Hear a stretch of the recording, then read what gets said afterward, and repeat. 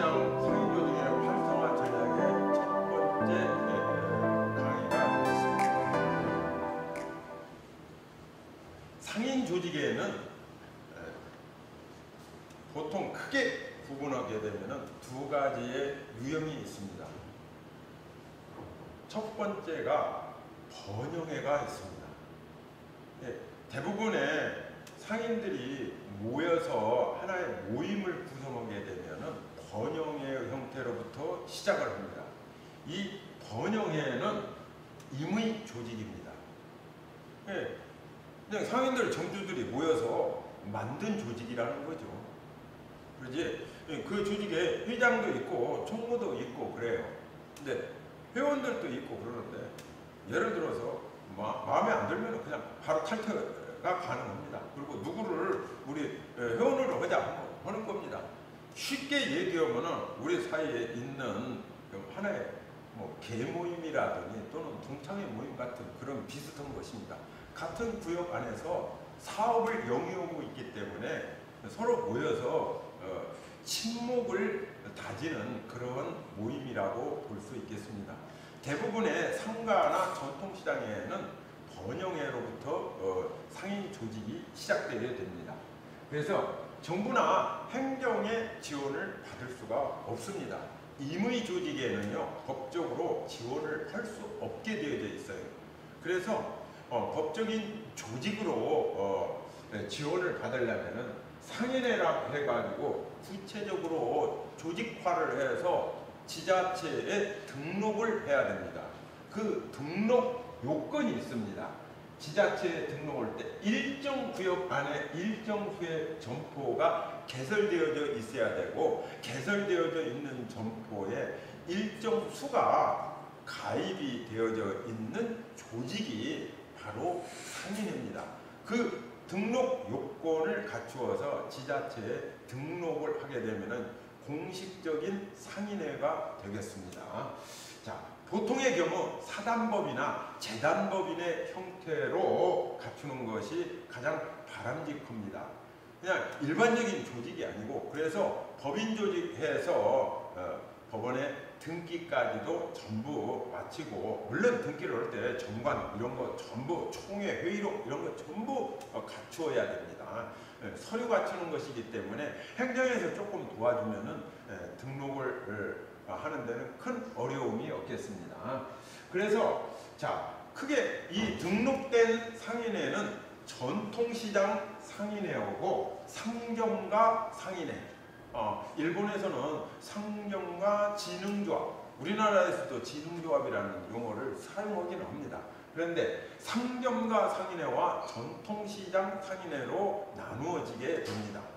전통시장은 당연히 전통시장 상인회겠죠. 그래서 정부나 행정의 자금 지원 또는 활성화 지원 자금을 지원받을 수 있는 곳이 바로 상인회가 되겠습니다. 그러기 때문에 전통시장을 하면서 우리 전통시장도 어떤 사업을 하자 하려면은 먼저 상인회가 탄탄하게 구성이 되어져 있어야 됩니다. 그리고 상인회가 그 해당 시, 군, 구 지자체에 등록을 완료해야 됩니다. 즉 상인 조직을 활성화한다는 것은 바로 이 상인회를 활성화한다는 것하고 같은 말이 되겠습니다. 참고자료로서 전통시장 및 상경화 활성화 지원사업, 지금 2021년도 내년도 사업의 그 활성화 지원 사업의 지원 신청 자격을 한번 살펴보면은 어떤 상인회의 상인조직에 지원을 하는지를 알 수 있습니다. 첫 번째 보면은 전통시장 및 상경과 육성을 위한 특별법, 이걸 전통시장법이라고 합니다. 약칭. 전통시장법에 의한 시장상인회. 전주 남부시장은 이 시장상인회죠. 그래서 전통시장은 보통 거의 다 시장상인회로 구성되어져 있습니다.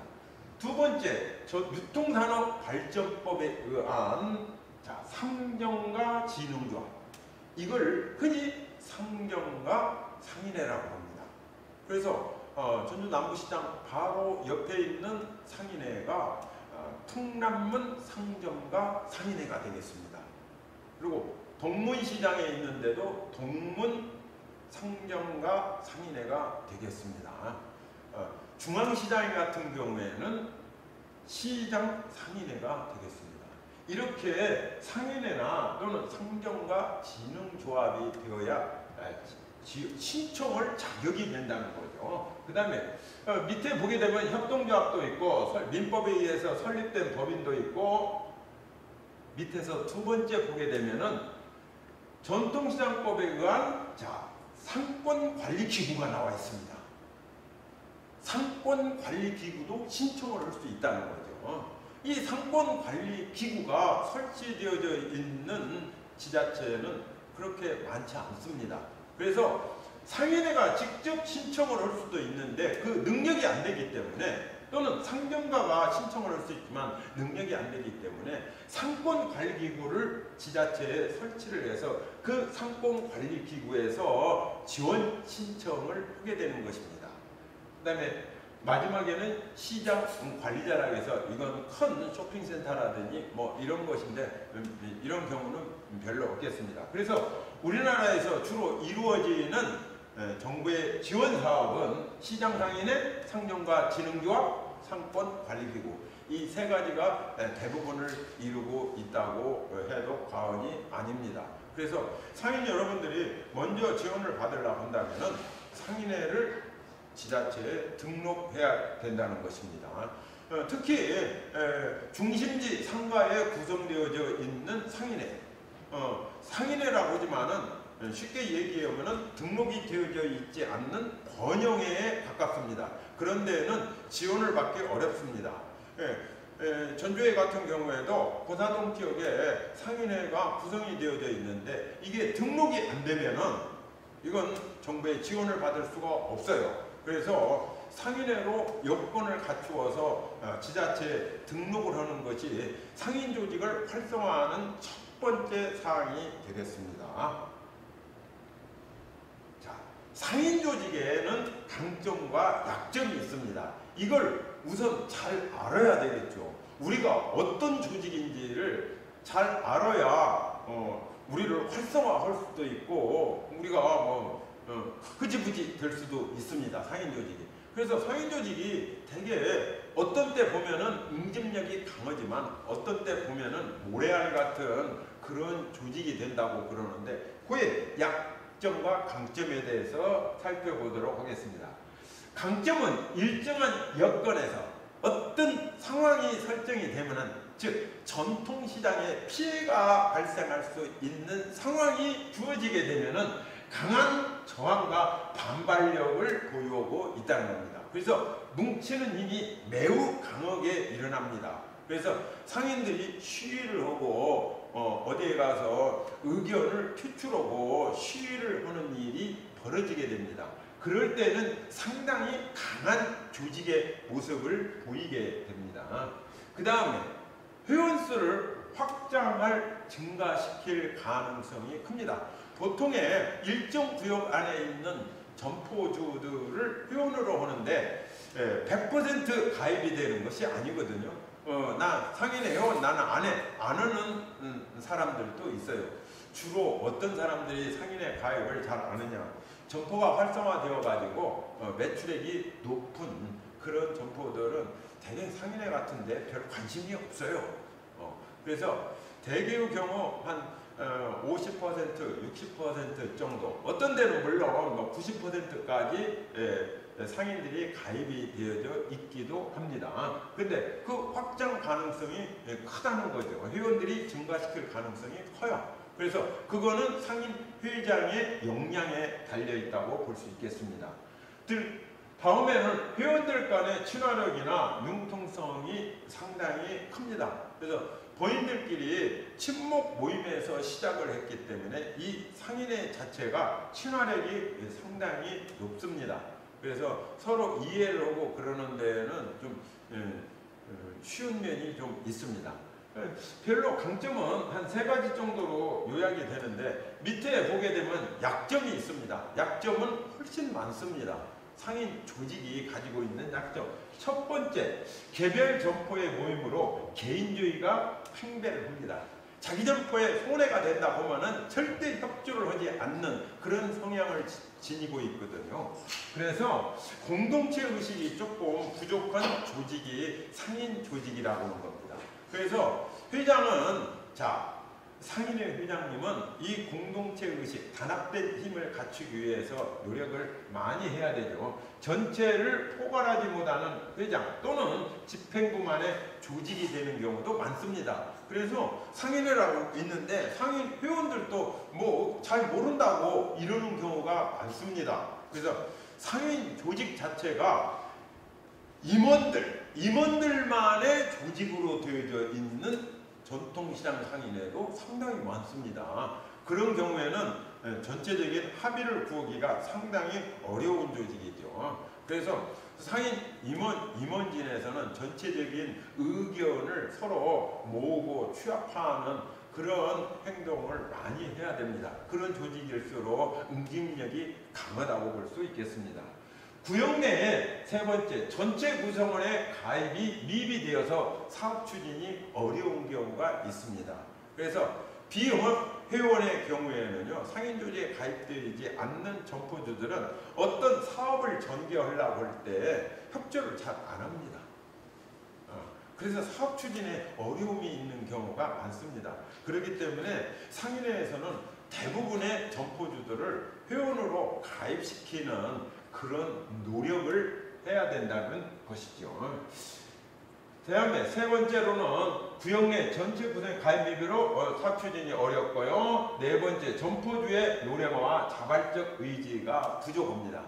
전통시장 상인회의 점포주들의 연령이 높다는 것은 익히 알려져 있는 얘기거든요. 그래서 상당히 보수화되어져 있습니다. 변화를 하려고 하지 않습니다. 그래서 사업 추진하는데 이 사업은 되게 혁신적인 사업들이 많거든요.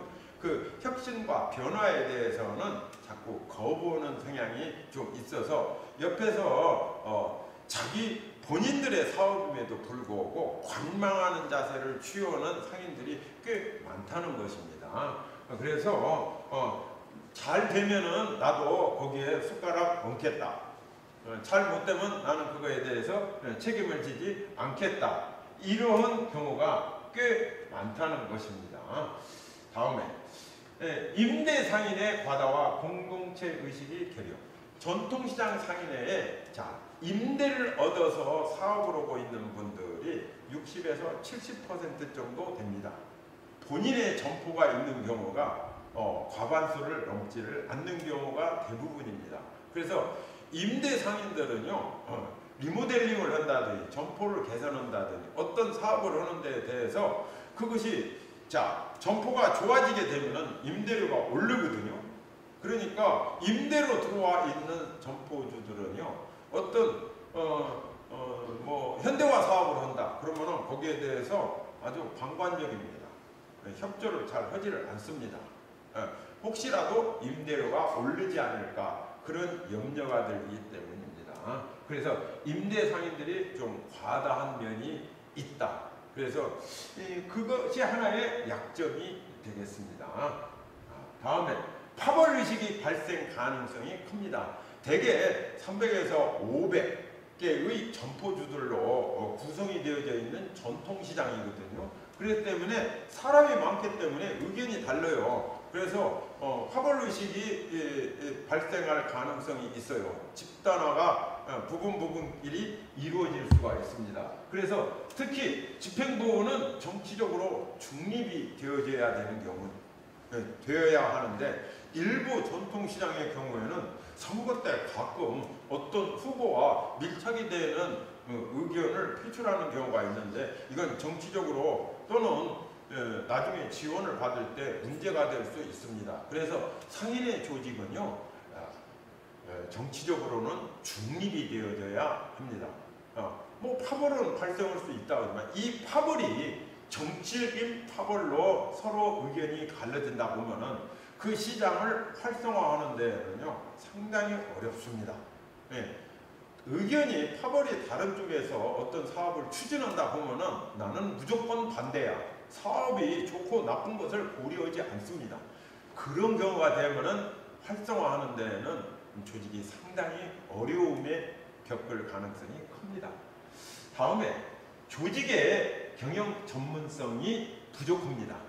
상인회라고 구성되어져 있지만은 상인들의 모임이거든요. 그렇기 때문에 세세한 현대적인 경영 기법에 대해서는요 좀 취약해요. 이 상인들이 강점이 있는 분야 중에 하나가 사업적인 수완, 융통성, 수완은 있습니다. 그런데 경영적인 기법에서는 상당히 전문성이 부족해서 사업 계획을 작성하라. 이거는 상인들이 할 수 없는 거예요. 계획서를 하려면 막 20페이지, 30페이지를 이게 워드 프로세스 작업을 해야 되는데 그건 상인들이 할 수 있는 능력이 없거든요. 네, 자, 그래서 사업을 추진상에 어려움이 발생할 가능성이 큽니다. 그리고 공문 수발도 해야 되고 여러 가지 사무적인 것들이 있습니다. 그래서 컴퓨터라든지 이런 것들을 써야 될 일이 많거든요. 이런 거에 익숙하신 분들이 아니기 때문에 상당히 조직을 경영하는 데의 전문성이 부족하다는 것입니다. 이것이 상인 조직의 취약점 중에 하나가 되겠습니다. 그 다음에 번영회와 마찬가지로 상인회도 가입과 탈퇴가 자유스러워요. 내가 같이 이러다가 내가 저 꼴보기 싫은 저 친구가 뭐 회장을 하네, 총무를 하네, 나는 아니요, 나 탈퇴요. 그러면 탈퇴합니다. 물론 이게 탈퇴하면은 이 상인회는요 회비가 다 있어요. 근데 회비 자체가 사실 얼마 안 되거든요. 한 달에 뭐 많아야 한 2만 원 뭐 이런 정도 되는데 회비가 capture되는 것을 납부율을 보게 되면은 별로 많지 않아요.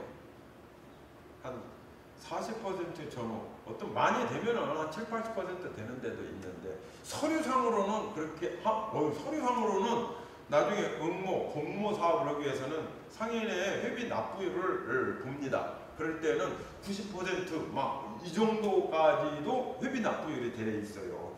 우리가 솔직히 얘기하자면은 대납되는 경우가 많아요. 임원진에서 대납되는 경우도 있고 그래요.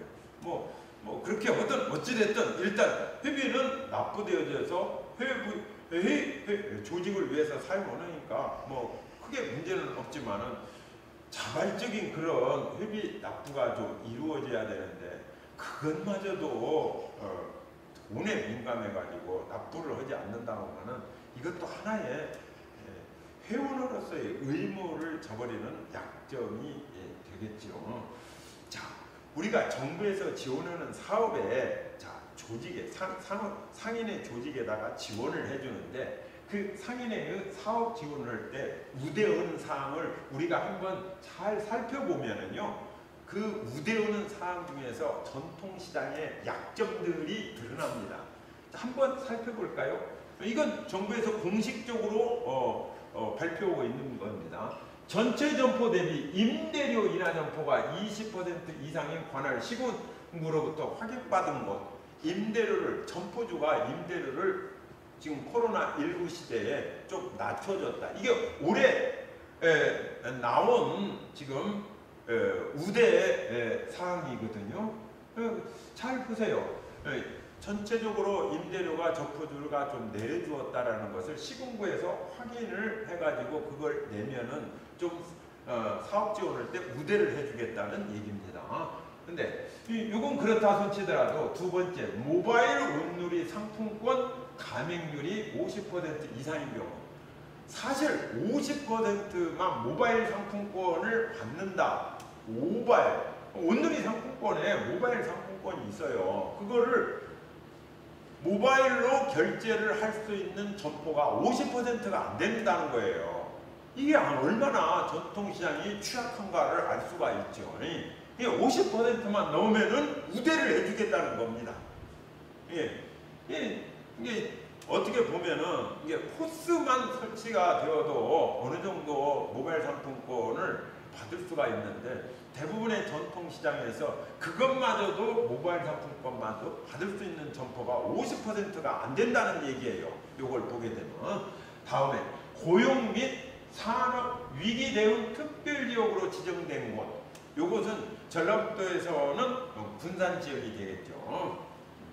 그 산업 및 고용 위기 지역으로 선정된 거죠. 요건 특별한 사항이기 때문에 대부분의 전통시장에는 해당이 되지 않는 것입니다.